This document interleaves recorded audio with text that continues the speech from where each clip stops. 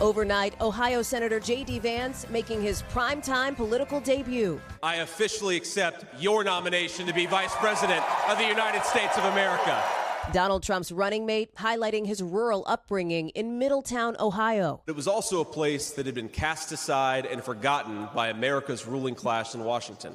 The author of Hillbilly Elegy, connecting his turbulent childhood, raised in poverty, to key voter issues like inflation and immigration.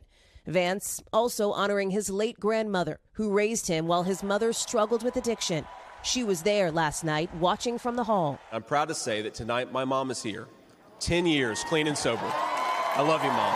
The former self-described never-Trumper now positioning himself as a loyal number two, repeatedly name-dropping key Rust Belt battlegrounds the Trump campaign hopes to win come November. All the forgotten communities in Michigan, Wisconsin, Pennsylvania, and Ohio. We got to win Michigan, too, here, so. And Vance not shying away from attacks on President Biden, pointedly referencing his own age, at 39 years old, the first millennial on a major party ticket. Joe Biden has been a politician in Washington for longer than I've been alive. While the campaign's looking to broaden Mr. Trump's appeal. We cannot only talk to Republicans alone. I think you have to reach out to the entire country. It's also hoping to supercharge turnout in its Republican base. They lied about Joe Biden's fitness for office. With an appearance from former Trump aide Peter Navarro, met with applause hours after leaving a federal prison where he was serving time for contempt of Congress. If they can come for me,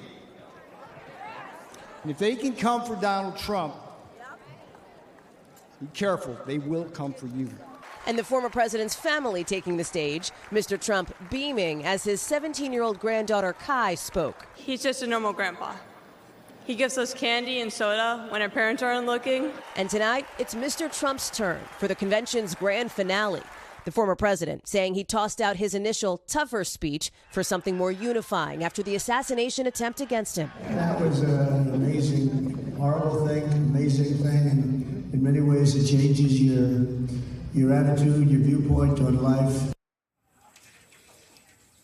And multiple sources tell us tonight we should expect to see some family members who have not made an appearance in this convention hall so far, Savannah. Melania Trump, Ivanka Trump, and Jared Kushner. So we'll be looking for that. Let's talk about the J.D. Vance speech. That was the hallmark of last night.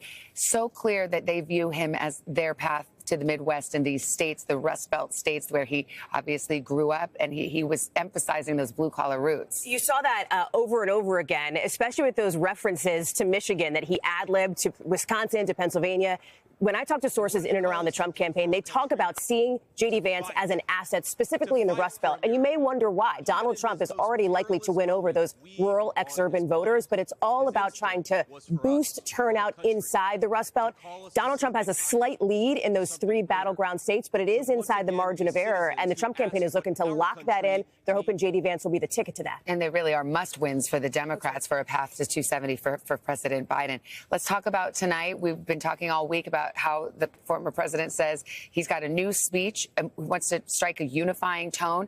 And there's been plenty of red meat here, but it has not been similar to a Trump rally, for example. It does feel like the RNC made a concerted effort to kind of soften those edges and not bring up some of those topics that can be controversial and a turnoff for moderate voters. You talked about this with Laura Trump in prime time last night, Savannah, and she said that there have been a number of speakers who also threw out their speeches after that assassination attempt against Mr. Trump on Saturday. The question is the tone for the former president tonight. He said initially he had a rip roar, in his words, against President Biden. And listen, we've been to plenty of Trump rallies. We know that he can deliver a tough speech against the Biden administration. He says he wants to hit a more unifying tone. And here's the question that I think a lot of people want to know.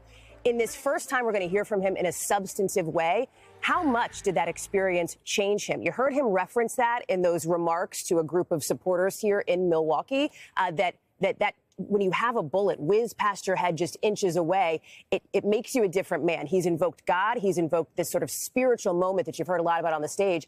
I'm wondering how much he's going to hit on that tonight, Savannah. All right. We will be watching. Hallie, we'll see you tonight. For now, Willie, I'll send it over to you. Hey, thanks for watching. Don't miss the Today Show every weekday at 11 a.m. Eastern, 8 Pacific on our streaming channel, Today All Day. To watch, head to today.com/allday or click the link right here.